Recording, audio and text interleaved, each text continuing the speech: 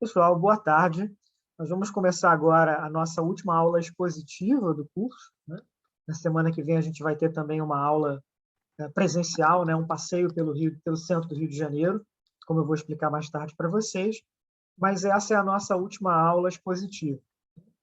E ela está dedicada exatamente a esse momento contemporâneo das relações entre Brasil e China, entender como é que fica a parceria estratégica sino-brasileira no governo Bolsonaro, né, e na pandemia.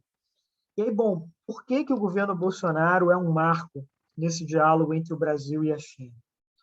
Porque o Bolsonaro é o primeiro presidente do Brasil, desde a década de 70, né, desde o general Médici, a chegar ao poder com um discurso muito hostil à China. Todos os presidentes do Geisel em diante tiveram pelo menos uma retórica de aproximação com a China, de entendimento com Pequim, né, dentro daquele conceito que nós vimos em aulas anteriores, de que esse diálogo entre o Brasil e a China era visto por sucessivos governos brasileiros como algo importante para a diplomacia do país, como uma parceria com outra grande nação em desenvolvimento, com outro grande país do sul global. E que essa foi uma concepção que atravessou os governos militares, governos conservadores, como o de Sarney, governos liberais, como o do Collor, do Fernando Henrique, governos de esquerda, como o do Lula, como o da Dilma. Mas o que acontece agora, né, quando a gente tem um presidente como o Bolsonaro no poder? E o meu argumento para vocês é que isso é um fenômeno que extrapola a figura individual do Bolsonaro. O que a gente tem é a ascensão de um novo grupo político no Brasil, de uma nova direita nacionalista, que tem entre as suas características uma visão bem mais crítica do que da China. É uma visão que coloca em questionamento alguns desses princípios básicos da política externa brasileira desde os anos 70. Então, bom, aí uma explicação sobre o título dessa aula, né? O Dragão e o Capitão. Esse foi o título de um artigo que eu escrevi sobre esse tema. É também o título do capítulo do meu livro, que aborda esse assunto. E aqui eu faço uma confissão e um meia-culpa para vocês. Eu sempre criticava aquelas pessoas que escrevem sobre China e botam dragão no título, né? Dragão não sei o quê, dragão isso, né? Dragão não sei aquilo. E eu dizia para mim mesmo, nunca escreverei um texto sobre China colocando dragão no título, né? Meia culpa, meia máxima culpa. Eu gostei da brincadeira, Dragão Capitão, achei que ficou divertida e acabei escrevendo, né? Colocando aí no título do artigo e no título do capítulo, né?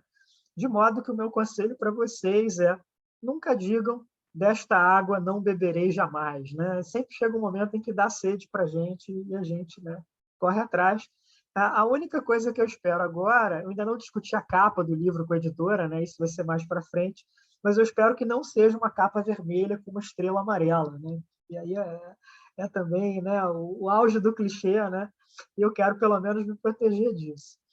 Mas, enfim, acabei cedendo aí a um dragão no título. Vamos lá, eu dizia para vocês que esse é um fenômeno que extrapola o Bolsonaro, está além dele, né? E, aliás, eu acho que isso vale para muitas outras coisas do governo atual, né? O Bolsonaro não é um pensador político original. O que ele fala não são novidades, né? Não são invenções dele.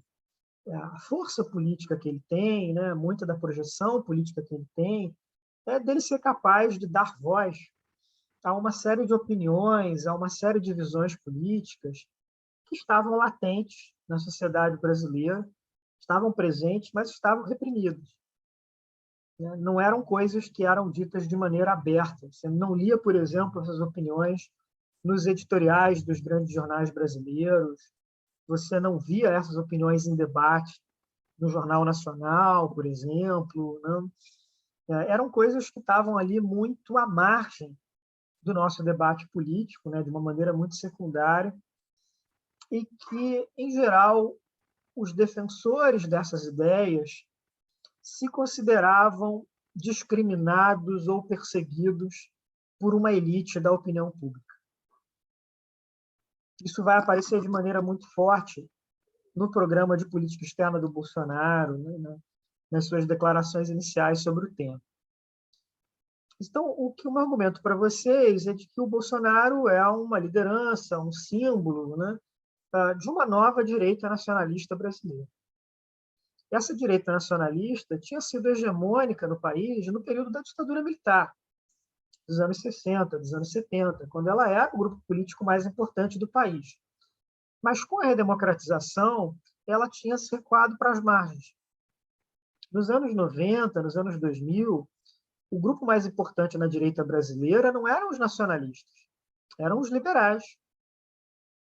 A direita nacionalista tinha passado a ser vista como um resquício do passado, né? Como um símbolo daquele período do regime militar que não mais existia, né?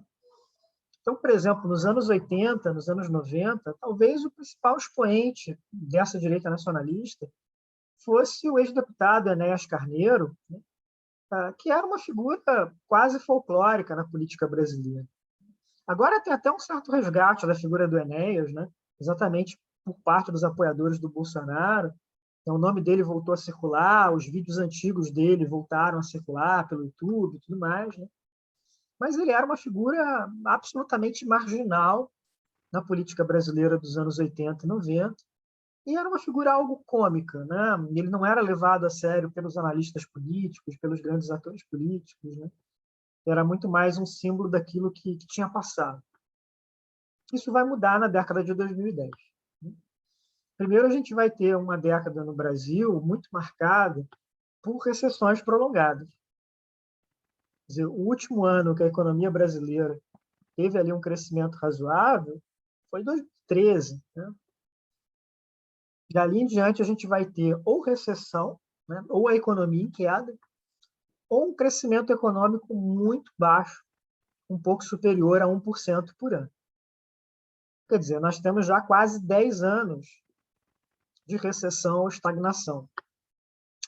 O que isso representa na comparação com outros períodos da nossa história econômica? Basicamente, quer dizer que a gente nunca teve um período de crescimento tão lento no Brasil. A gente já teve recessões muito profundas, sem sombra de dúvida, nos anos 80, na crise de 29, mas o país tinha voltado a crescer relativamente rápido. Então, o que a gente está vivendo agora é realmente um momento que se destaca negativamente na nossa história.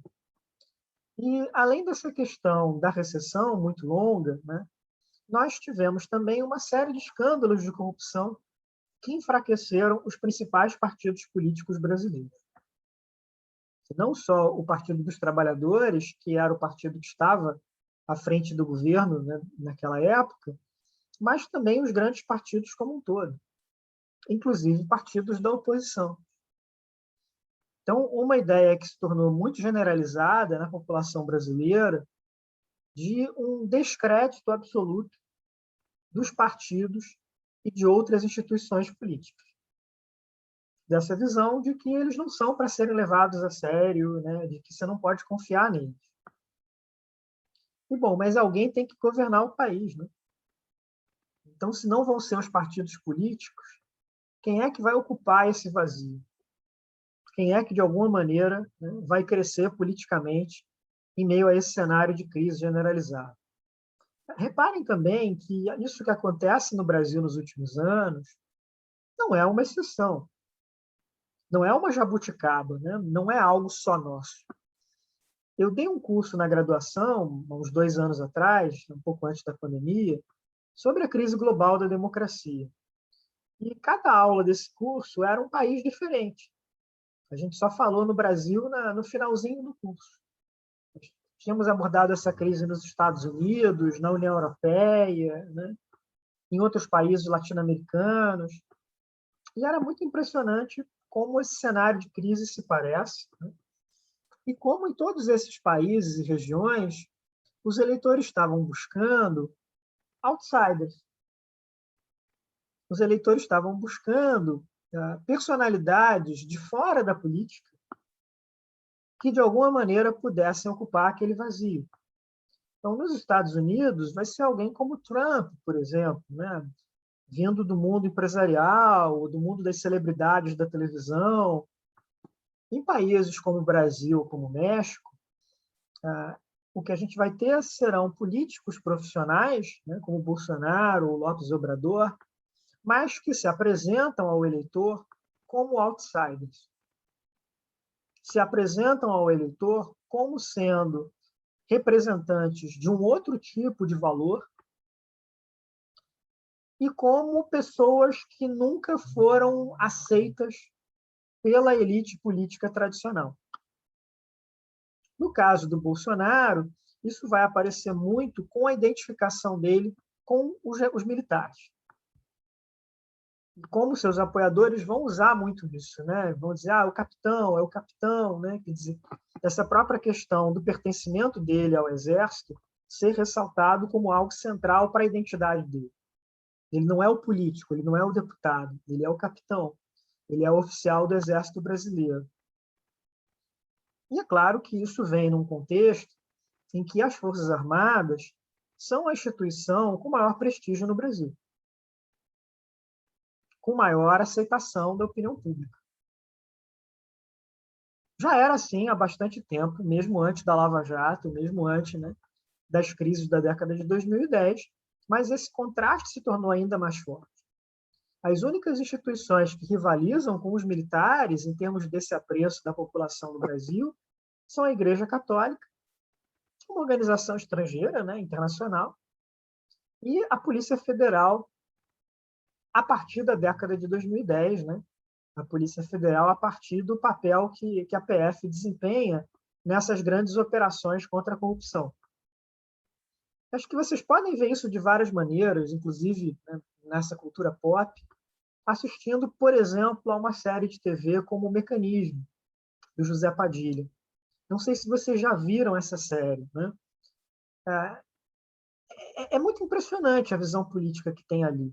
Quer dizer, o que o Padilha construiu nessa série foi um retrato do Brasil em que todas as instituições brasileiras são um horror, com exceção da Polícia Federal. É a única que tem as pessoas idealistas, que estão preocupadas com a justiça, que querem combater a corrupção. As outras todas são horríveis. E olha, acho que essa visão maniqueísta da série, né, era algo que estava muito presente na sociedade brasileira, está ainda em algum ponto, né? Mas que foi particularmente forte naquela segunda metade da década de 2010, culminando na eleição de 2018, que é a eleição do auge desse sentimento de raiva do eleitor com os políticos tradicionais. E ela foi não só a eleição do Bolsonaro, né, mas também uma eleição que levou para a Câmara dos Deputados e para o Senado uma quantidade muito grande de novatos na política, vindos, por exemplo, do mundo das redes sociais, dos canais do YouTube, né, dos grupos do WhatsApp. Foi uma eleição que abalou muitas certezas dos analistas políticos do Brasil, inclusive as minhas. Eu me lembro, por exemplo, que em meados de 2018, eu fui ao lançamento de um livro, do livro de um amigo, Bernardo Melo Franco, né, colunista do Globo, e na livraria estava lá a fina flor dos comentaristas políticos da Universidade de Jornalismo Brasileiro. Isso era julho ou agosto de 2018, né, já ali bem próximo da eleição. E na conversa do coquetel, do lançamento do livro, o tema dominante era como o Bolsonaro era fogo de palha, como ele não iria chegar ao segundo turno e como o segundo turno seria entre Alckmin e Haddad. Você vê como nós erramos nessa análise, né? E muitos de nós baseávamos essa análise na preconcepção de que você não é eleito presidente do Brasil sem o apoio da televisão, sem o apoio do horário eleitoral gratuito. Então, havia um ceticismo muito grande da nossa parte de que o presidente poderia ser eleito simplesmente com as redes sociais, com o WhatsApp, com o YouTube, com o Facebook, o que fosse, né? É claro que eu sei hoje, olhando para trás, o quanto nós estávamos errados. O quanto essa lógica da comunicação política no Brasil tinha mudado, mas nós tínhamos demorado para entender isso. E, bom, é evidente que a vitória do Bolsonaro levou, de novo, para o centro do poder, para o centro do governo, os militares. eles voltaram ao poder com uma força que eles não tinham desde a ditadura. E, em muitos aspectos, eles voltaram até mais fortes do que na época da ditadura. Porque, como disse o general Hamilton Mourão, né, o nosso vice-presidente, desta vez eles foram eleitos. Eles não tomaram o poder pela força, né? Eles ganharam uma eleição, e uma eleição disputada ali, né, de maneira limpa, né, sem fraudes, né, e ganharam por uma diferença de votos muito significativa, né? A vitória do Trump foi muito apertada, inclusive perdeu no voto popular. A vitória do Brexit na Inglaterra foi muito apertada. A vitória do Bolsonaro não foi. Foi uma diferença de votos realmente muito expressiva. As pessoas fizeram uma opção política muito clara, né, daquilo que elas queriam. E com a vitória dele, a gente passa a ter um número muito alto de militares em postos chaves no governo. Quer dizer, atualmente, a gente tem em torno de 40% dos ministros vindos das Forças Armadas ou da polícia. Isso é mais do que na época da própria ditadura. Os militares entraram não só no controle de ministérios ligados à defesa, né, ou à segurança pública, mas também em áreas totalmente desvinculadas do trabalho tradicional das Forças Armadas. Até a Casa Civil passou a ser comandada por generais, né? E muitos militares também no comando de estatais ou em postos de médio escalão nos ministérios, né, nas agências governamentais. E a gente tem estimativas feitas pela imprensa de que existem hoje no governo em torno de 6 mil militares em cargos de chefia. É muita gente, é muita coisa, né? Isso dá um caráter diferente para o governo Bolsonaro, né, na comparação com o que foi qualquer outro governo brasileiro desde a redemocratização. Então, daí o meu argumento para vocês também, né, de que não é só uma pessoa. A gente está falando de uma visão política de um determinado grupo social no Brasil, né, de um estamento, diria o Raimundo Fauro, né, que é o estamento militar. Bom, o que os militares brasileiros pensam da China? O que o governo Bolsonaro pensa da China? E aqui eu queria fazer um parêntese pessoal para vocês.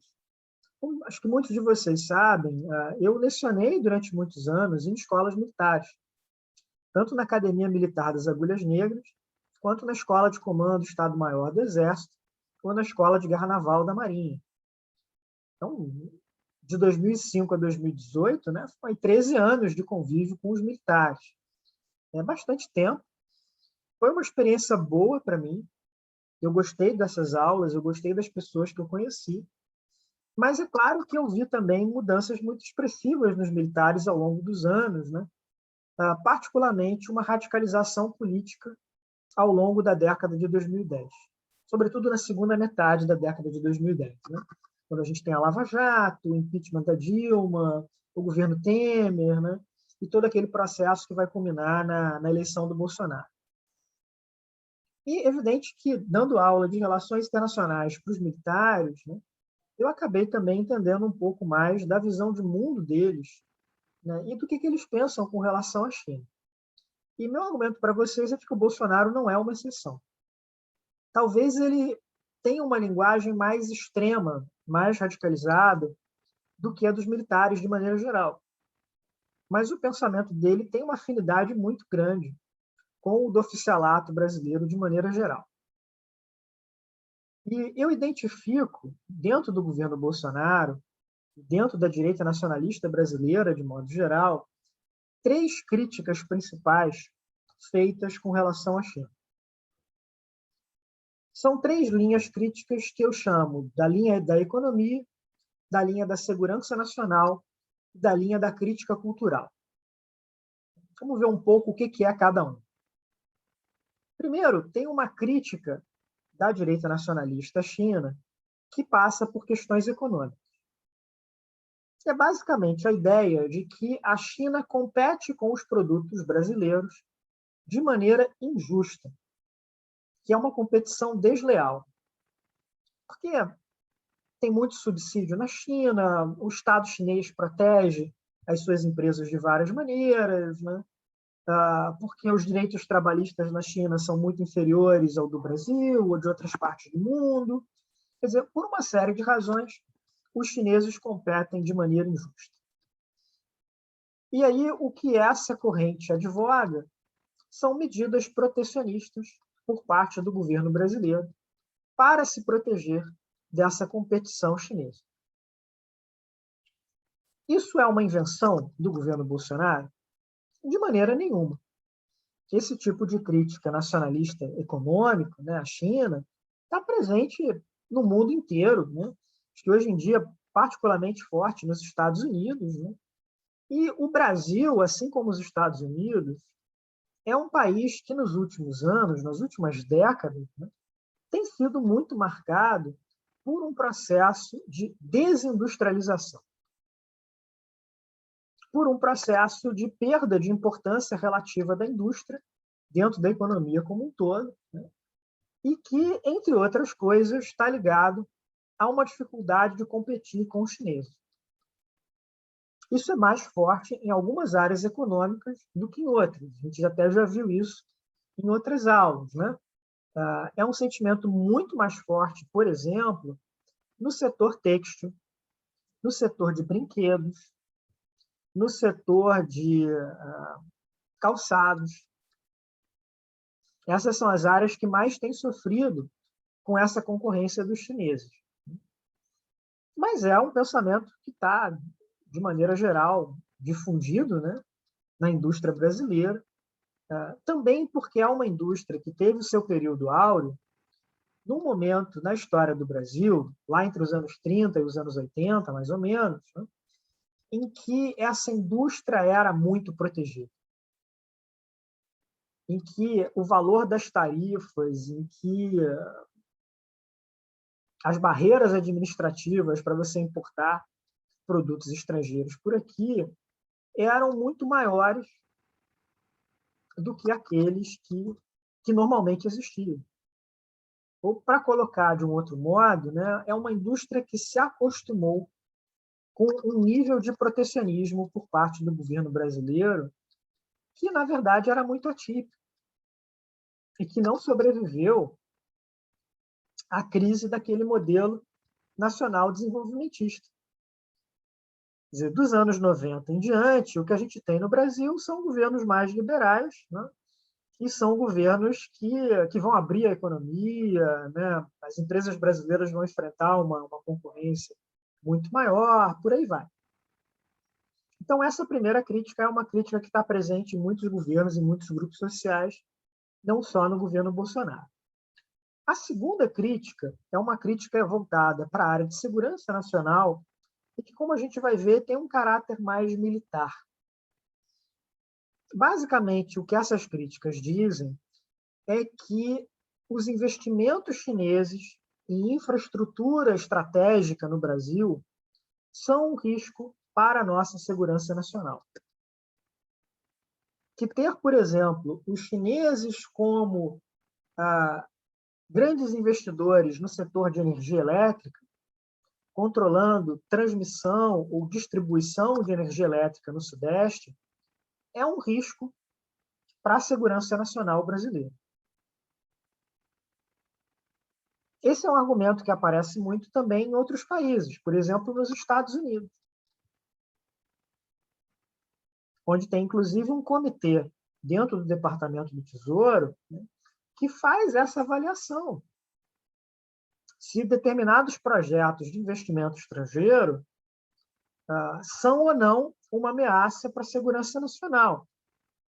E o Departamento do Tesouro tem autoridade para vetar esse investimento, se entender que ele está colocando em risco a segurança do país. A gente não tem nada parecido aqui no Brasil. Aqui, se esse investimento está legal, se ele está atendendo às exigências da lei brasileira, ele não pode sofrer um veto político. Bom, qual foi o grande debate que a gente viu no Brasil nos últimos anos com relação a isso, né? A questão do leilão 5G de internet. Se esse leilão poderia incluir equipamento de telecomunicações da Huawei, da grande empresa chinesa dessa área. Bom, esse leilão foi realizado agora, semana passada, né? E as empresas de telefonia que concorreram, né, como a TIM, como a Vivo, elas podem usar os equipamentos da Huawei. Não houve um veto, né, para se usar equipamento chinês nessa nova tecnologia. Isso aconteceu em outras partes do mundo, nos Estados Unidos, em vários países da Europa, no Canadá, na Austrália. Então, isso não é um debate teórico, né? Ele está acontecendo com implicações profundas para as políticas públicas em vários países. E acho que essa crítica de segurança nacional ela está muito presente numa fala famosa do Bolsonaro, né, durante a campanha, quando ele diz o seguinte, que a China não está comprando no Brasil. A China estaria comprando o Brasil, né, é o que o Bolsonaro dizia.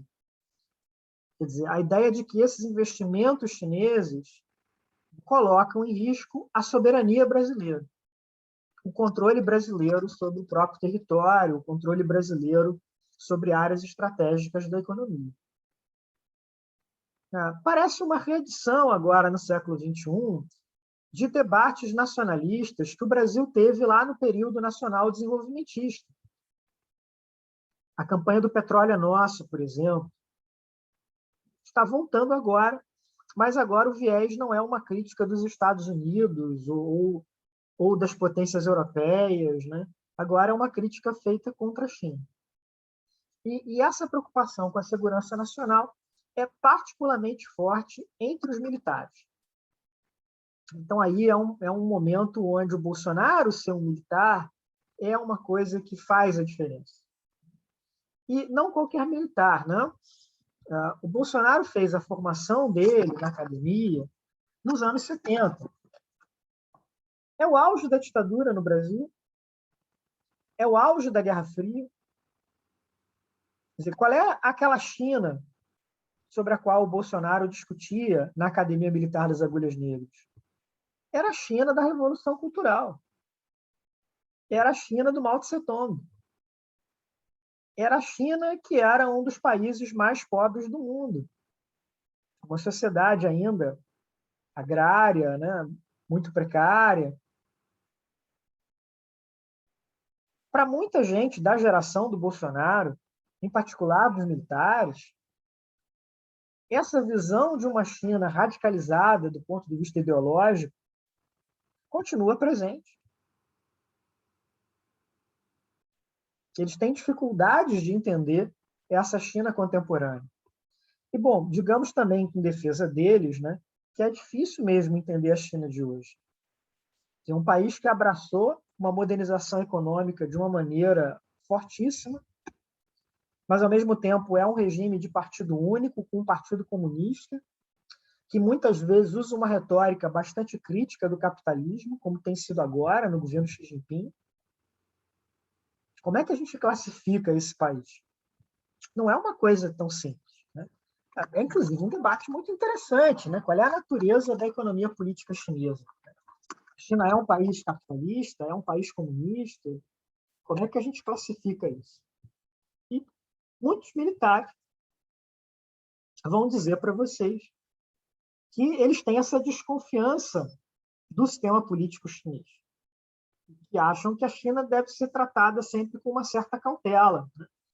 Então, é uma diferença muito grande na maneira como eles pensam, por exemplo, as relações diplomáticas do Brasil com os Estados Unidos ou com a União Europeia, com os nossos parceiros diplomáticos tradicionais. E, por fim, mas não menos importante, a gente tem uma terceira grande linha crítica, né, com relação à China, no governo Bolsonaro, na direita nacionalista como um todo, que é uma crítica cultural. E aí há algo mais específico desse governo, desse grupo político, né? Então, o que é essa crítica cultural? É uma visão que diz mais ou menos o seguinte, que a identidade nacional brasileira é com o Ocidente, que o Brasil é parte da cultura ocidental, com tudo o que ela diz respeito em questões como democracia, em questões como direitos humanos. em questões ligadas à religião cristã, e que a China é outra coisa, que a cultura chinesa é muito diferente da cultura brasileira e que, no limite, o Brasil e a China não conseguem se entender totalmente por causa disso. Porque nós somos um país ocidental, porque nós somos um país cristão, porque nós somos um país democrático, e a China é outra coisa. Então, nessa crítica cultural, que é particularmente forte, por exemplo, no ex-ministro das Relações Exteriores, né, no Ernesto Araújo, nessa visão, o lugar diplomático do Brasil é o Ocidente. São as relações com os Estados Unidos, com a União Europeia. Isso é muito forte para o governo Bolsonaro. Então, eu coloquei ali no slide uma foto do Bolsonaro com os filhos adultos dele, de uma visita, de uma viagem que eles fizeram em 2018, durante a campanha eleitoral, pelo leste da Ásia. E nessa viagem, a família Bolsonaro visitou o Japão, a Coreia do Sul e Taiwan. Nessa foto, eles estão em Taiwan. Vamos parar para pensar um pouquinho no significado dessa viagem? Olha os locais que eles visitaram: Japão, Coreia do Sul e Taiwan, numa viagem pela Ásia Pacífica. Está faltando alguma coisa aí, não está? Onde é que eles não estiveram nessa viagem pela Ásia Pacífica? Bom, eles não foram à República Popular da China. Eles foram apenas a Taiwan. O Bolsonaro é o primeiro político brasileiro de importância a visitar Taiwan. E chegando lá, ele fez um discurso incendiário, né, no qual ele dizia que Taiwan era um grande país, ele chamava Taiwan de país, ainda que o governo brasileiro não reconheça Taiwan como tal, né, reconhece Taiwan como parte da China, e disse que era um grande país porque era uma mistura da cultura japonesa com a cultura dos Estados Unidos. Olha, eu não consigo imaginar algo mais voltado para irritar os chineses do que esse discurso. Chamar Taiwan de país e elogiar o colonialismo japonês na China. É pesado. É super difícil. E quando o Bolsonaro fez essa viagem, eu fiquei muito impressionado e eu escrevi um artigo para o Globo. Eu chamei esse artigo, o título desse artigo foi a gafe de Bolsonaro em Taiwan. Eu dizia que era uma gafe, que ele não sabia o que estava fazendo e que esses gestos provocariam, né, dificuldades na relação com a China. Alguns amigos meus, né, analistas políticos, jornalistas políticos, me questionaram por causa desse artigo, dizendo que eles achavam que não era uma gafe, que o Bolsonaro fez essa viagem de caso pensado, sabendo que iria provocar uma reação da República Popular da China. Eu tenho minhas dúvidas. Eu sei aí por fontes internas de outras ocasiões em que o governo Bolsonaro tomou decisões que pareciam muito inovadoras, simplesmente porque eles não conheciam as tradições diplomáticas brasileiras. Não sei realmente se foi esse o caso em Taiwan. Na época da viagem, eu a classifiquei como uma gafe. E, bom, eu publiquei esse artigo e pouco depois disso, a embaixada chinesa me chamou para conversar. Queria entender o que estava acontecendo ali com o Bolsonaro, se uma vez que ele fosse eleito presidente, ele mudaria essa política brasileira para a China, se ele passaria a reconhecer diplomaticamente Taiwan. Uma conversa interessante, né? Ele disse que não, ele não mudaria o reconhecimento. Porque você tem setores políticos e econômicos muito fortes no Brasil, como o agronegócio, como a mineração, que iriam pressionar por manter a parceria estratégica. Mas, olhando em retrospecto, foi uma conversa muito interessante porque ela prenunciava uma série de debates, uma série de controvérsias que atravessariam o governo Bolsonaro nas relações do Brasil com a China. E, bom, como todos vocês sabem, né, o governo Bolsonaro não é um governo que tem um nível muito grande de unificação interna ou de coerência interna. Né? É um governo marcado por fortes divisões, inclusive no que diz respeito às relações com a China. Então, eu destaquei 3 correntes principais, acho até que podem ter mais correntes do que isso. É uma corrente militar, uma corrente antiglobalista, que em geral na imprensa é chamada de ala ideológica do governo. Acho que é aquela ala que está mais identificada com o que eu estou chamando de crítica cultural à China. E um grupo tecnocrático, com funcionários do Ministério da Economia, do Ministério da Agricultura, do Ministério das Relações Exteriores, né?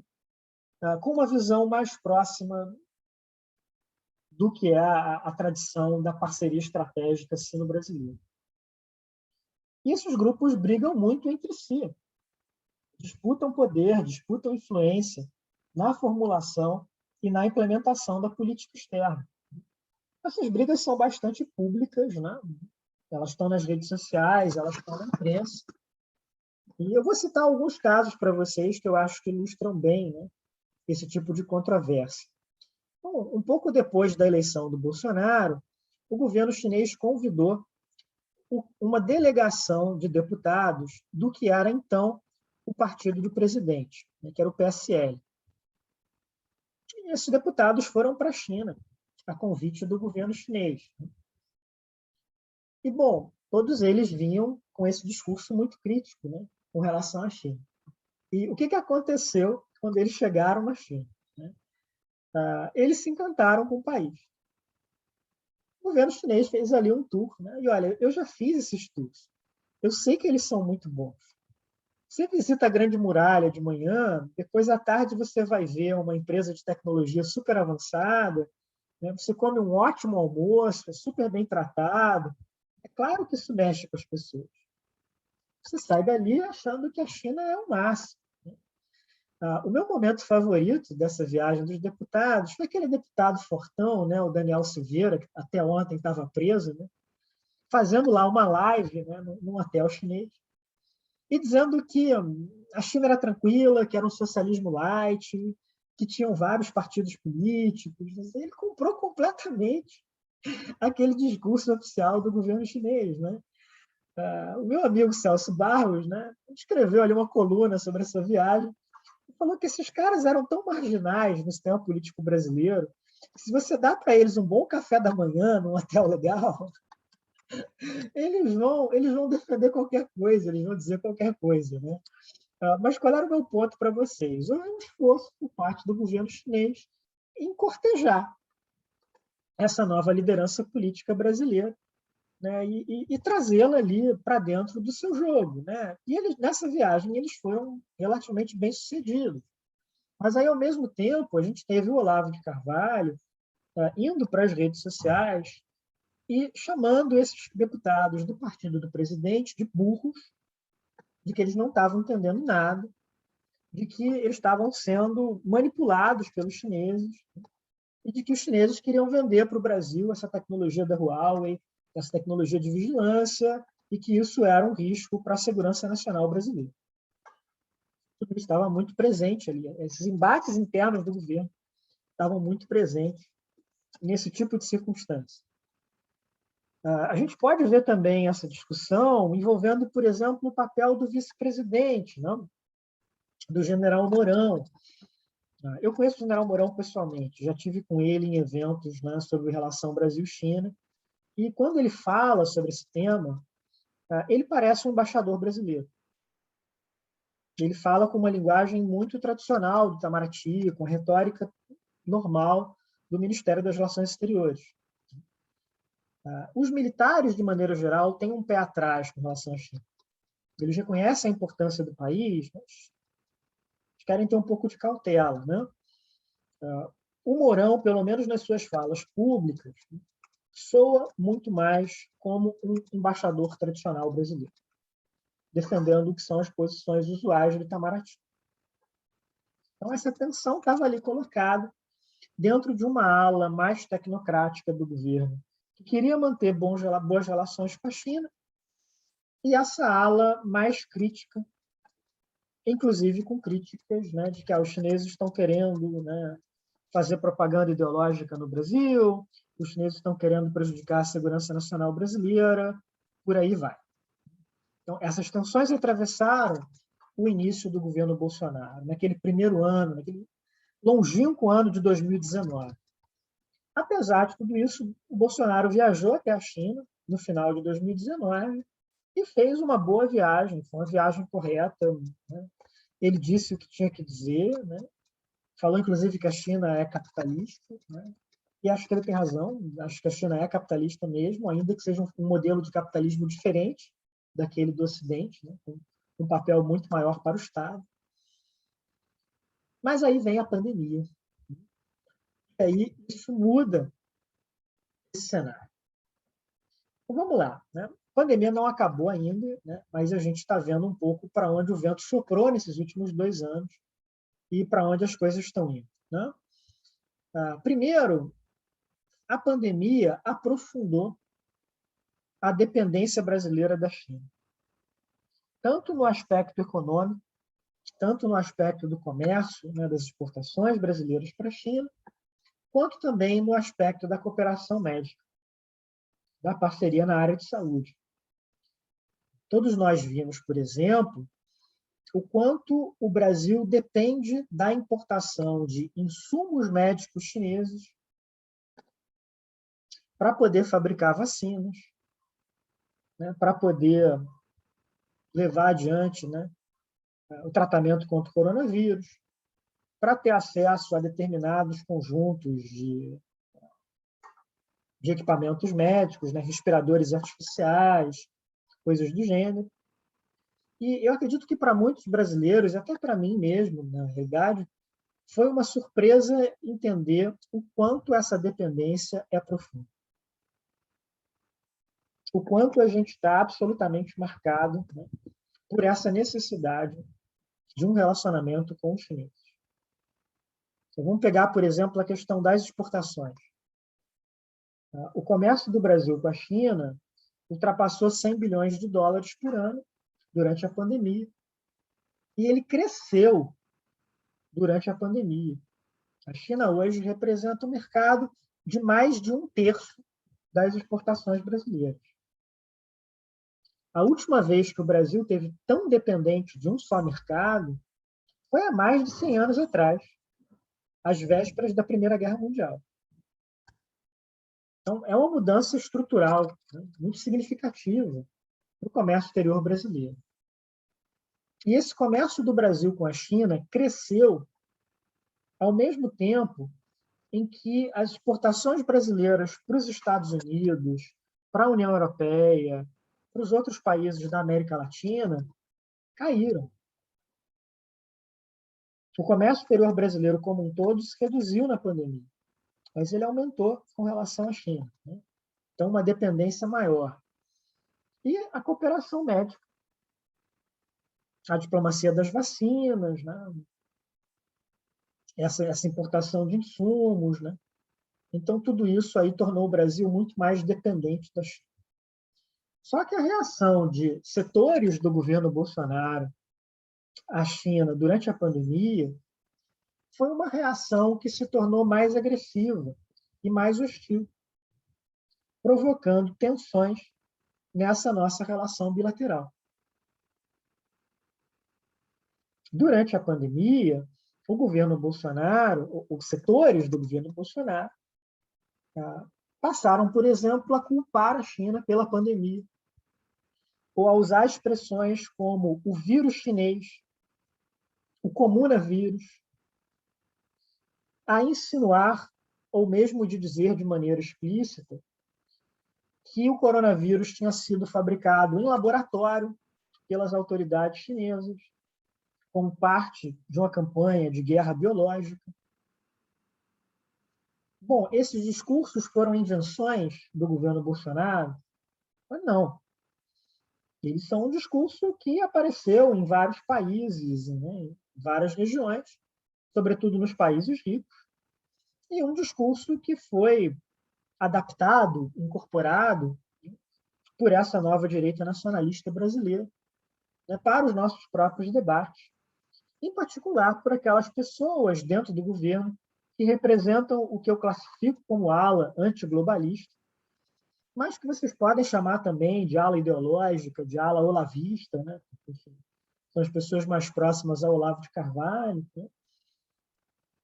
E que têm essa visão muito, muito crítica da China. Eles incorporaram ali muito dessa visão de mundo do Trump. E, bem, qual é o resultado disso para a relação bilateral? Um monte de momentos de tensão, um monte de crises diplomáticas entre o Brasil e a China ao longo da pandemia, e com uma resposta muito dura dos diplomatas chineses no Brasil às autoridades brasileiras. Isso que nós já comentamos em outras aulas, na chamada diplomacia do lobo guerreiro, que é essa diplomacia chinesa desses últimos anos, né, já do governo Xi Jinping, que se torna muito mais assertiva na defesa dos interesses nacionais chineses e usando essas novas tecnologias de comunicação, indo para as redes sociais, tentando dialogar diretamente com as sociedades locais. E aqui no Brasil, essa diplomacia do lobo guerreiro se tornou particularmente agressiva, tanto nas redes sociais quanto na imprensa tradicional. O embaixador chinês no Brasil, o Yang Yumin, que é esse que está ali no slide, tá? Ele virou uma personalidade no Twitter brasileiro. Sigam lá o que ele posta no Twitter. Mandando umas indiretas para o governo brasileiro em vários momentos, brigando com o embaixador americano no Brasil. O cônsul chinês no Rio de Janeiro, o Li Yuan, escreveu artigos no jornal O Globo dizendo que o filho do presidente, o deputado Eduardo Bolsonaro, passou por uma lavagem cerebral nos Estados Unidos. E de que o Eduardo Bolsonaro não entende nada de relações internacionais.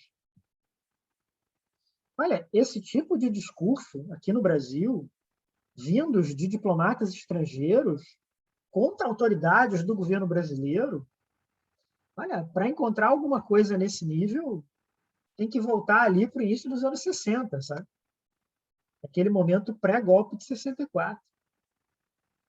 Em outros países, talvez um cônsul ou um outro diplomata chinês que dissesse algo tão duro sobre uma autoridade do país seria expulso. O governo o declararia persona não grata e o expulsaria do país. No entanto, isso não aconteceu no Brasil. Até onde eu sei, eles não levaram nem sequer uma repreensão por parte do Itamaraty.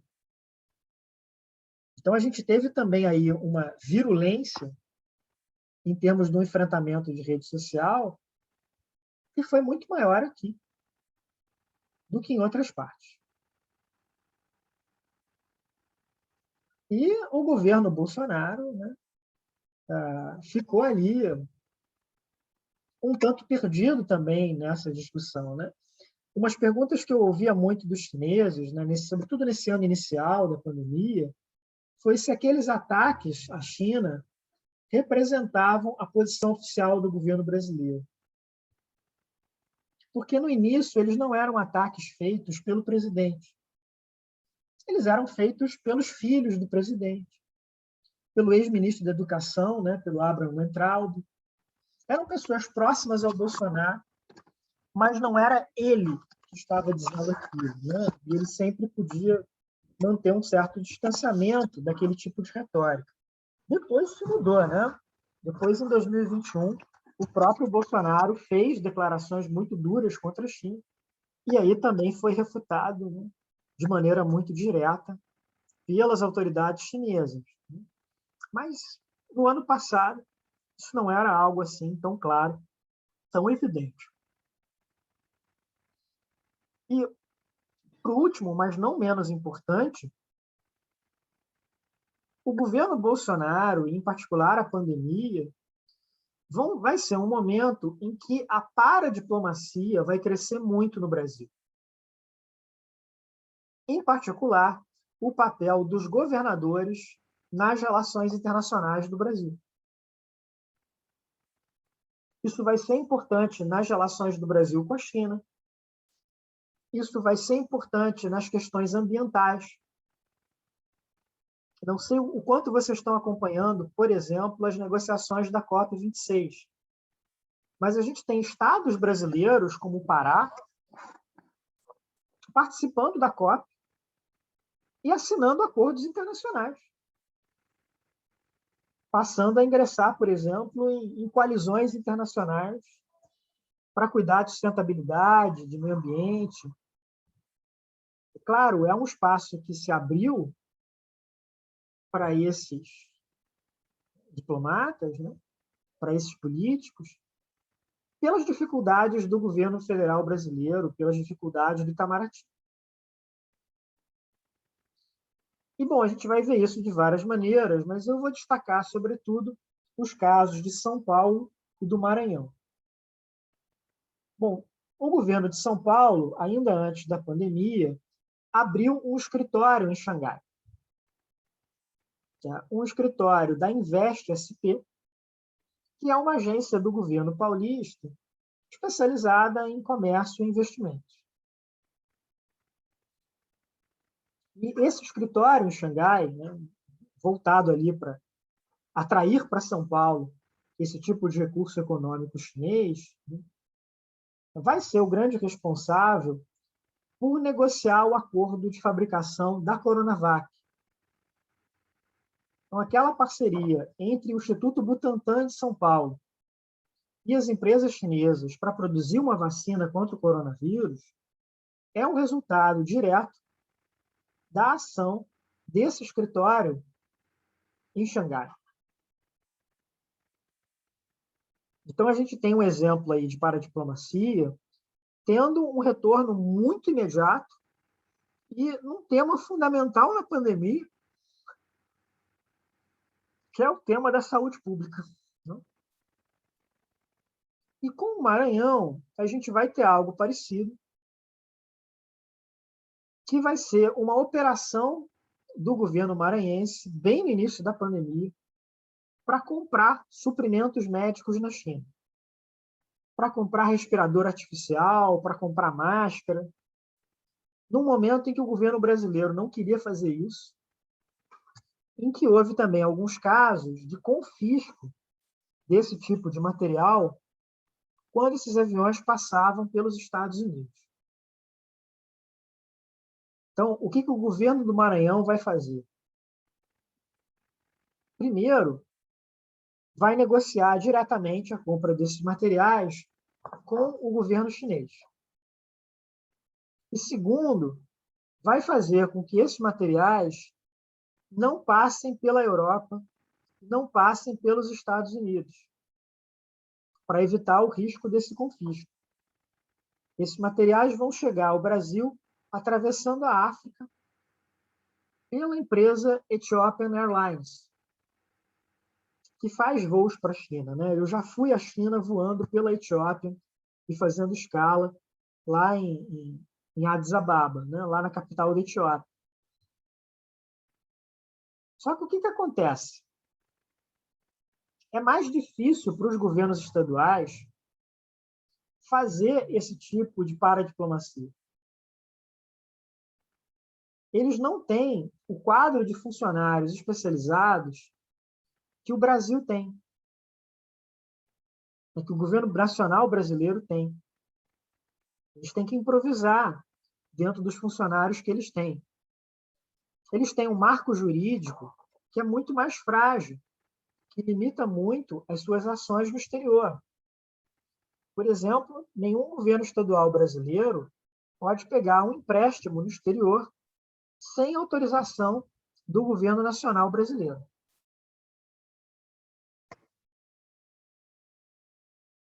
E essas deficiências têm um impacto muito grande na maneira como esses estados agem. Caso do Maranhão, por exemplo.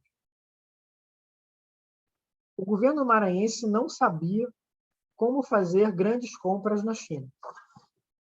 Não tinha uma estrutura logística para isso. E, bom, o que o Estado vai fazer?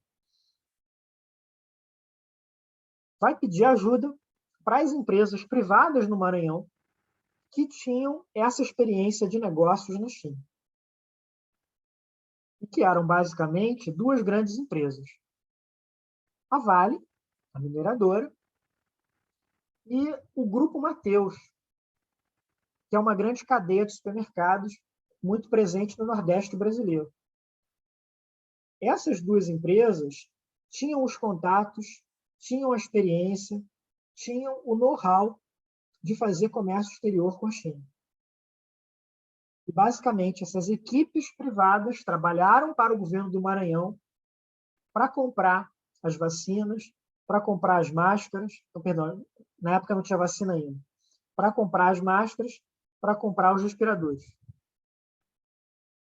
Então, foi uma espécie de terceirização da política externa.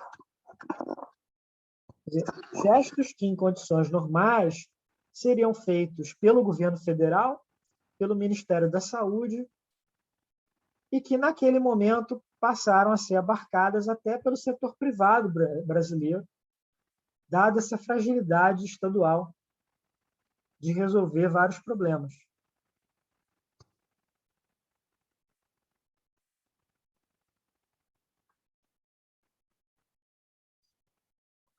Então, notem como houve grandes mudanças nesse relacionamento sino-brasileiro, desde o início do governo Bolsonaro, mas, sobretudo, desde o início da pandemia. E aí vocês podem me perguntar, bom, mas se não houvesse a pandemia, teria acontecido essa mudança? Ou a gente teria uma relação bilateral mais parecida com a parceria estratégica tradicional entre o Brasil e a China? Não sei, é difícil responder. Mas eu diria para vocês que a pandemia foi um grande catalisador. Bom, o que faz um catalisador num processo químico qualquer? Ele acelera aquelas reações que estão acontecendo. Foi isso que a pandemia fez com a relação sino-brasileira. Ela acelerou muito o que já estava acontecendo. Essa deterioração das relações diplomáticas entre o Brasil e a China, essa presença dentro do governo brasileiro de uma ala muito crítica e muito hostil a Pequim, sobretudo por aquela vertente de uma crítica que passa pela identidade cultural. Eu diria quase que uma crítica construtivista, né? Para ficar nesses termos teóricos. E a gente vai ver também que se fortalece essa possibilidade de outros interlocutores na relação sino-brasileira, né?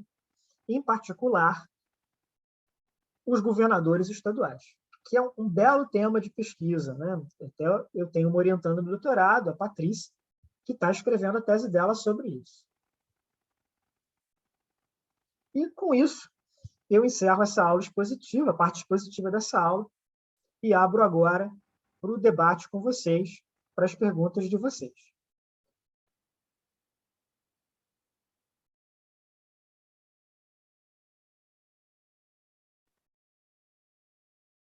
Eu vou começar, então. Eu ia aproveitar para falar da paradiplomacia, que é bem interessante, que eu só fui mesmo aprender na faculdade. Quando eu estava na faculdade, que eu fui mais a fundo perceber o que era isso, entender, ter palestras sobre isso. E aí que a gente percebe que alguns estados já começam a ter escritórios para paradiplomacia bem específico. E alguns ainda não têm estrutura, como, por exemplo, o Maranhão e todos os outros estados, o que provavelmente São Paulo já tem maior, né, um escritório de paradiplomacia. São Paulo não foi o primeiro estado brasileiro a abrir um escritório na China. Quem fez isso foi o Mato Grosso do Sul. Inclusive, quando a secretária de Agricultura era a Tereza Cristina, que é a atual ministra da Agricultura, né? E, bom, por que o Mato Grosso do Sul abriu um escritório na China? É uma área de soja, né, de carne, e a China é a sua principal compradora, né? Mas é claro que a estrutura de São Paulo é uma estrutura mais sofisticada. E, em geral, São Paulo aparece como um grande exemplo de paradiplomacia no Brasil. Eles tiveram, inclusive, um ex-secretário responsável pela área, Rodrigo Tavares, que escreveu um bom livro sobre paradiplomacia, em inglês.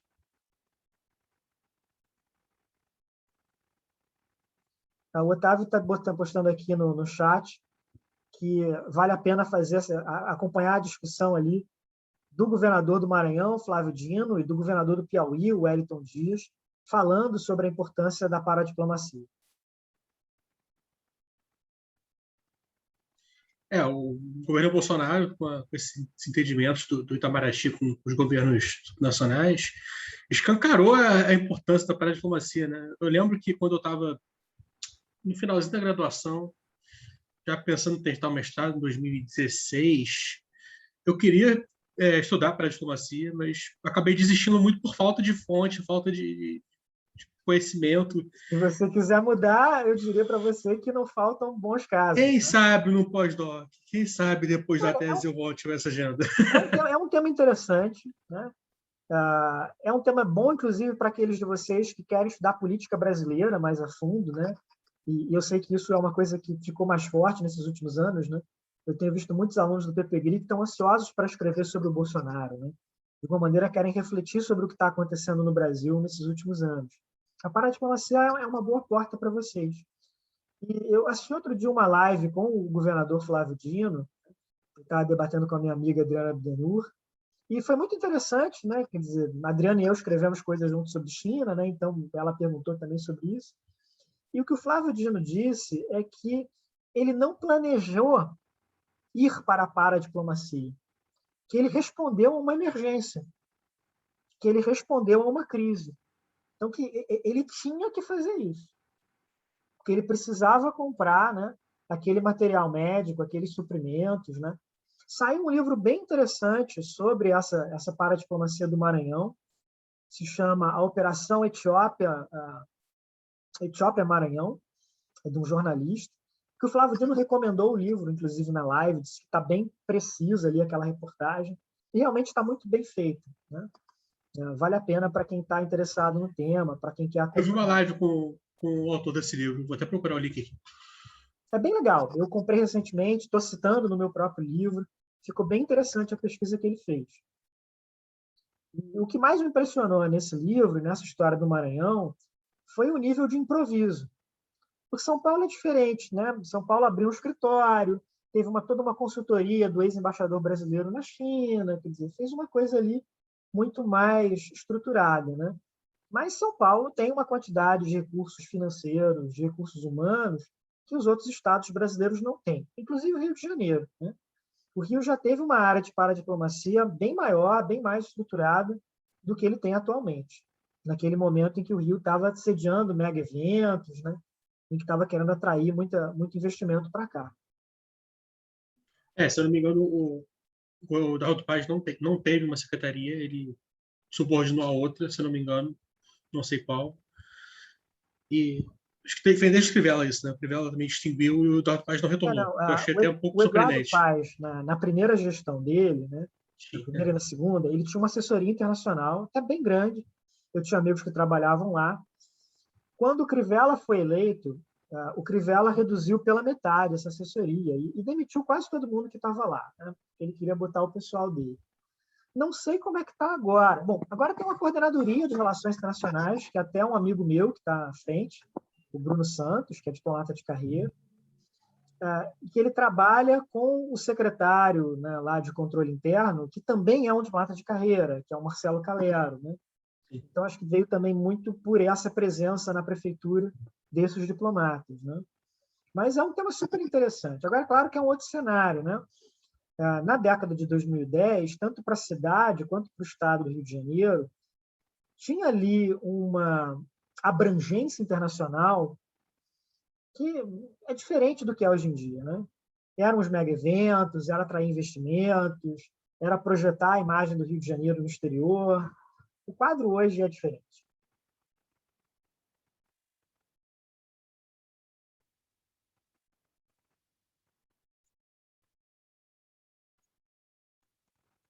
E, Maurício, a China é um país que valoriza muito para a diplomacia, né? Todas as grandes cidades têm alguma atuação internacional, Olha, é tudo bem descentralizado por lá. sim e não, portanto. Bom, por que a minha resposta é enigmática, né? Sim, pelo lado de que as províncias chinesas, de fato, têm uma atuação internacional importante. É até um tema que eu tenho conversado muito com a Patrícia, né, por causa da tese dela. E o que ela estava contando é que vem muito essas delegações, né? A Patrícia trabalhou com paradiplomacia no estado do Rio de Janeiro, quando era uma superintendência na Casa Civil, né? Quando tinha ali uma estrutura um pouco maior do que ela tem hoje em dia. E a Patrícia, o que a Patrícia dizia é que vinham as delegações das províncias chinesas, né? Mas elas sempre vinham em parceria com o consulado ou com a embaixada da China. Então, não era uma coisa à revelia do governo central chinês, né? Ou em oposição ao governo central chinês, como muitas vezes é o caso hoje no Brasil. Muitas vezes os governadores brasileiros estão lá fora falando coisas que são diferentes, né, daquilo que o nosso governo central fala. E uma outra característica dos chineses, até muito recentemente, é que eles falavam, sobretudo, com o governo central. Não tinha uma preocupação do embaixador chinês de dialogar com os governadores estaduais, por exemplo. Até assim, porque, na minha experiência também, os chineses têm uma certa dificuldade em entender o regime federalista. Entender que, por exemplo, ele pode fechar um acordo no ministério, lá em Brasília, mas ele vai ter que renegociar aquele item com o governador, com o prefeito. Eles têm essa experiência muito top-down, né? Você fechou o acordo em Pequim, ele vale para as províncias, né? É diferente no Brasil, é diferente nos Estados Unidos, né? E eles têm essa dificuldade em compreender como é que funciona o sistema federalista. Mas isso mudou com o governo Bolsonaro, né? E agora os diplomatas chineses estão muito mais atentos para esse diálogo com os governadores. Estão muito mais atentos para esses diálogos com as autoridades locais, porque eles sabem que tem uma turbulência ali em Brasília, que é mais difícil, né, ter esse tipo de diálogo. E é até interessante, também em 2019, né, eu tinha escrito um artigo para a revista Época, que existia, então, né, é mais uma baixa da pandemia, né, falando sobre isso, né, que a gente estava num momento em que a diplomacia dos governadores ia ganhar importância com a China. E olha, eu tive até CEO de grandes empresas privadas vindo conversar comigo por causa desse artigo e achando que essa era uma boa possibilidade no curto prazo de lidar com esses problemas na relação bilateral. Porque também o que acontecia, pelo menos no início do governo Bolsonaro, é que era tabu para os empresários criticarem diretamente o governo central. Eles eram muito cautelosos com relação a isso. Mas essa possibilidade de trabalhar com os governadores, né, era uma possibilidade interessante para eles e que não necessariamente significava uma rota de colisão com o presidente.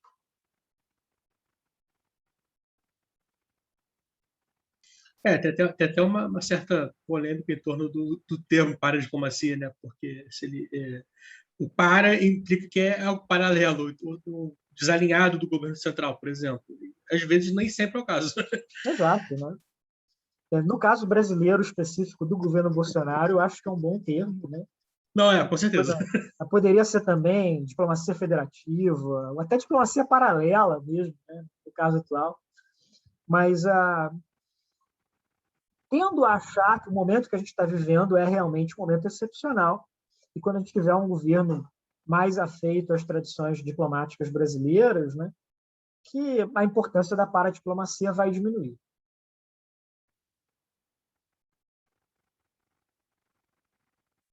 Mas é um bom tema de pesquisa, mesmo que vocês não queiram transformá-lo no centro das suas dissertações ou teses, né? Pode dar um bom artigo, pode dar um bom trabalho para alguma disciplina. Vale a pena vocês se debruçarem sobre isso Tem muita coisa legal já pesquisada sobre esse tema, seja sobre a política externa brasileira, seja sobre a paradiplomacia em outros países. Por exemplo, eu estava recomendando para a Patrícia um livro sobre a diplomacia da Califórnia. Imagina, a Califórnia é mais rica, o PIB dela é maior do que o da maior parte dos países do mundo, né? Então, ela tem uma quantidade de recursos enorme para colocar em circulação.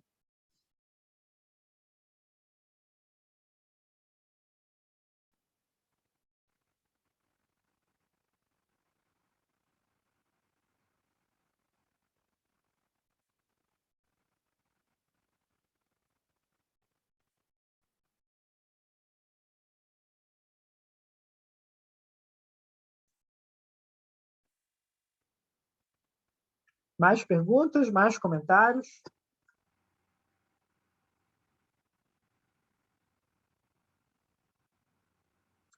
Bom, então paramos hoje por aqui. Eu vou passar um e-mail para vocês com as orientações para a nossa aula presencial da semana que vem, né? Pelo passeio no centro do Rio, mas será uma aula opcional, porque eu sei que tem pessoas que não querem sair de casa ainda, que acham que é perigoso, e é perfeitamente legítimo, né? Esse tipo de preocupação. Eu estou marcando essa aula presencial simplesmente porque nós somos uma turma pequena, então não vai ser muita gente, e eu acho que é uma boa maneira de terminar um ano bastante difícil, né? Um período bastante difícil de pandemia. Mas, enfim, vou enviar depois um e-mail para a turma e ali com as orientações para vocês, mas a gente vai se encontrar na Praça 15, junto do Chafariz, no mesmo horário da aula, 14h. Maurício, eu te pedi isso justamente, eu tenho aula até meio-dia, meio-dia e meia com a Leila, eu não consigo jogar 2. Não, posso marcar um pouco mais tarde. 2h30 acho que umas funcionaria. 2h30 já dá. Tranquilo, então a gente marca 2h30. E vou deixar um aviso de tempo, né? Se estiver chovendo, a gente adia a aula, porque é um passeio, é uma coisa ao ar livre, né? Então tem que estar um clima um pouco mais ameno. E no Rio de Janeiro de hoje em dia, né, a gente não sabe efetivamente se vai estar chovendo ou não, né? Então tem que esperar um pouquinho para ver qual vai ser a previsão do tempo. Ok, então? Legal. Então, uma boa semana para vocês, um bom descanso. Tchau, Maurício, abração. Tá, boa Tchau, semana. gente.